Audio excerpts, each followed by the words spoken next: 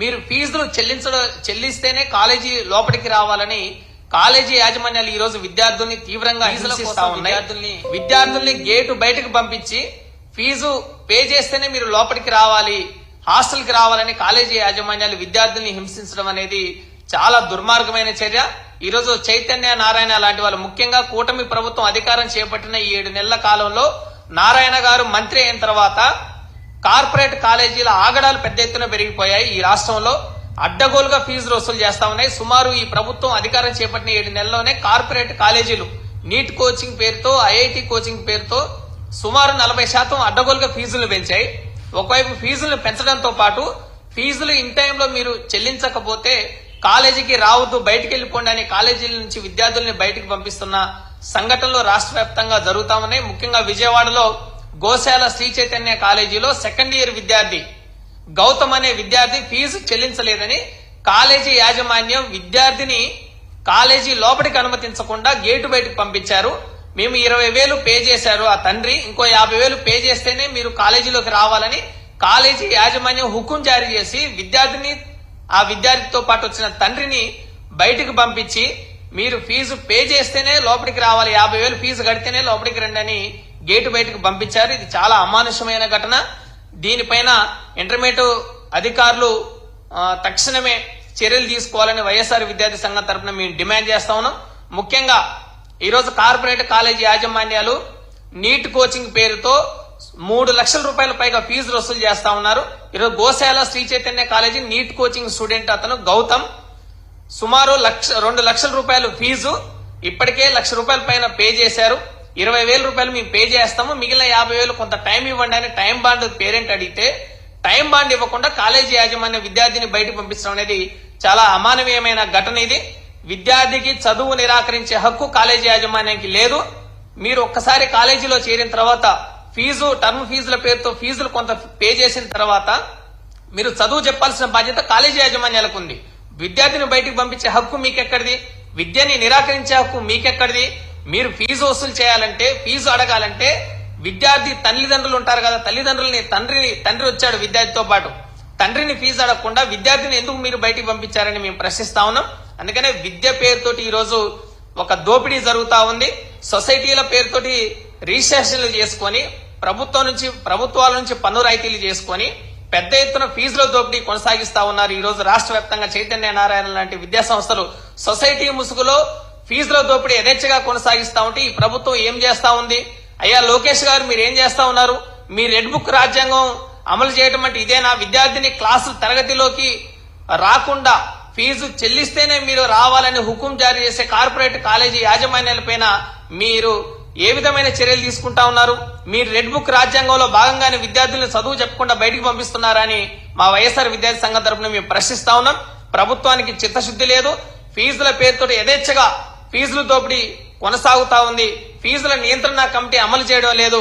ఫీజుల నియంత్రణ కమిటీని అమలు చేయించాల్సిన బాధ్యత ప్రభుత్వాల మీద ఉంది. కూటమి ప్రభుత్వం అధికారం చేపట్టిన 7 నెలల్లోనే ఫీజుల పైన మానిటరింగ్ లేదు.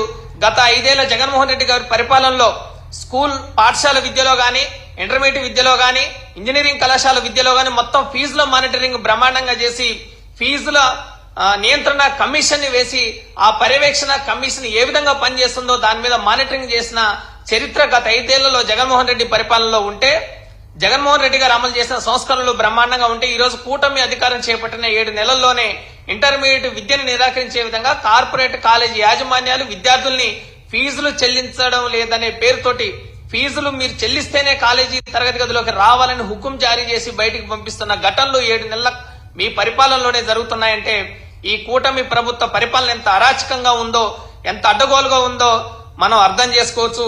ఈ ప్రభుత్వం ఫీజుల కోసం సామాజిక సేవల ముసుగులోనే రిజిస్ట్రేషన్లు చేయించి సొసైటీల పేరుతోటే కాలేజీ యాజమాన్యాలు అడ్డగోలుగా ఫీజులు వసూలు చేస్తా ఉన్నాయి. ఈ రోజు నారాయణ మంత్రి అయిన తర్వాత ఇంటర్మీడియట్ బోర్డుని నారాయణ అడ్మినిస్ట్రేషన్ ఆఫీస్ గా మార్చేసి నారాయణ కాలేజీ ప్రిన్సిపల్ ని ఇంటర్మీడియట్ బోర్డులో పెట్టేసి అడ్డగోలుగా వ్యవహారం చేస్తున్న పరిస్థితి రాష్ట్ర వ్యాప్తంగా ఉంది. ఫీజుల పేరుతోటి యాజమాన్యాలు హింసిస్తున్న ఈ నేపథ్యంలోనే, ఈ ఘటనల నేపథ్యంలోనే ఇంటర్మీడియట్ బోర్డు అధికారులు స్పందించాలి, కాలేజీ పైన క్రిమినల్ చర్యలు తీసుకోవాలి, కాలేజీ గుర్తింపుని రద్దు చేయాలని చెప్పేసి వైఎస్ఆర్ విద్యార్థి సంఘం తరఫున మేము డిమాండ్ చేస్తా ఉన్నాం. ఇప్పటికే విద్యార్థి గేటు ముందు ఆందోళన చేసిన సంఘటన మనం చూసాం. గౌతమ్ అనే విద్యార్థి. అటువంటి విద్యార్థులు ఈరోజు నీట్ కోచింగ్ పేరుతోటి 3 లక్షల రూపాయల అడ్డగోలుగా ఫీజులు వసూలు చేస్తా ఉంటే, ఫీజుల ప్రామాణికతని ఈ కూటమి ప్రభుత్వం 40% ఫీజులు పెంచేస్తే 7 నెలల కాలంలో మీ ప్రభుత్వం ఏ కాలేజీ మీద చర్యలు తీసుకుందో చెప్పాలని మేము డిమాండ్ చేస్తా ఉన్నాం. గతంలో జగన్మోహన్ రెడ్డి గారి పాలనలో చైతన్య నారాయణ కాలేజీ యాజమాన్యాలు అడ్డగోలుగా వ్యవహరిస్తే వాటిపైన చర్యలు తీసుకున్నారు. ఆ కాలేజీ గుర్తింపును కూడా రద్దు చేశారు.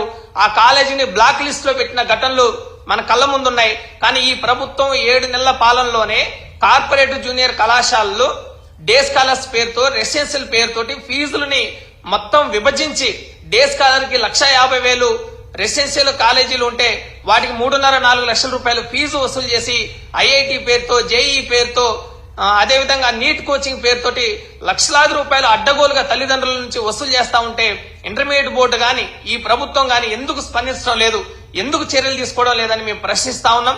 ఫీజుల పేరుతోటి విద్యార్థులను బయటికి పంపించే నైతిక హక్కు కాలేజీలకు లేదు. ఫీజు చెల్లించేది తల్లిదండ్రులు.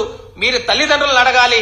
కాలేజీలు చేస్తున్న ఈ తమాషాలను ఇకనైనా తక్షణమే విరమించుకోవాలని మేము చెప్తా ఉన్నాం, డిమాండ్ చేస్తా ఉన్నాం. రెండోది, ఏ బాధిత విద్యార్థులు ఎవరైతే ఉన్నారో ఈ బాధిత విద్యార్థుల్ని తరగతి గదిలోకి మీరు అనుమతించకుండా ఫీజు చెల్లించడం లేదనే పేరుతో మీరు బయటకు పంపించి గందరగోళం సృష్టించి విద్యార్థిని మానసికంగా హింసించే ఈ సంఘటనలు ఏవైతే ఉన్నాయో వీటిని తక్షణమే విరమించుకోవాలి.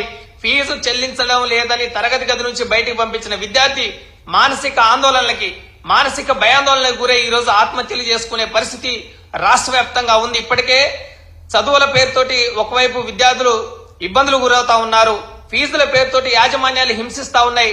ఈ మానసిక హింసకు గురైన విద్యార్థులు ఈ రోజు ఆత్మహత్యలు చేసుకుంటున్న పరిస్థితి కార్పొరేట్ చైతన్య నారాయణ జూనియర్ కళాశాలలో పెద్ద ఎత్తున నెలకొని ఉంది. 7 నెలల కూటమి పాలనలో కార్పొరేట్ విద్యా సంస్థలు విద్యార్థులు పిట్టల్లాగా రాలిపోతున్నా గానీ మీరెందుకు చర్యలు తీసుకోవడం లేదు, మీరెందుకు కమిటీలు వేయడం లేదు, మీరెందుకు ఏ కాలేజీ పైన ఒక్క చర్యన 7 నెలల కాలంలో చైతన్య నారాయణ లాంటి విద్యా సంస్థల మీద ఒక్క చర్యన మీరు తీసుకున్నారని మేము ప్రశ్నిస్తా ఉన్నాం. కూటమి ప్రభుత్వం చెప్పే మాటలకి చేసే పనులకి మధ్య చాలా వ్యత్యాసం ఉంది.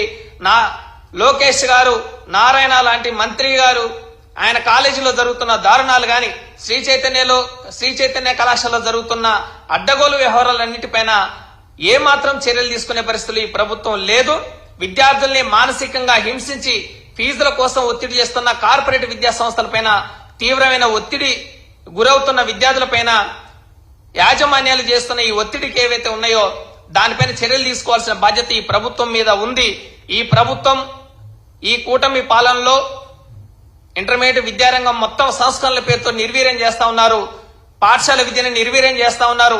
ఇంటర్మీడియట్ బోర్డుని కూడా మంత్రి నారాయణకి ఒక అడ్మినిస్ట్రేషన్ ఆఫీస్ గా, ఆయన నారాయణ సెంట్రల్ ఆఫీస్ గా మార్చివేస్తున్న సంఘటనలు మనం కళ్ళ ముందు ఉన్నాయి. ఒకవైపు ఇంటర్మీడియట్ ఫస్ట్ ఇయర్ పరీక్షలు మీరు రద్దు చేస్తామని ప్రభుత్వం సంస్కరణల పేరుతోటి ఒకవైపు ఇది చేస్తా ఉంటే, రెండో వైపు ఫీజులు చెల్లించలేదని తల్లిదండ్రుల్ని, విద్యార్థుల్ని హింసించి విద్యార్థుల్ని తరగతి గదిలోకి అనుమతించకుండా, క్లాసులకు అనుమతించకుండా బయటికి పంపించేసి కాలేజీ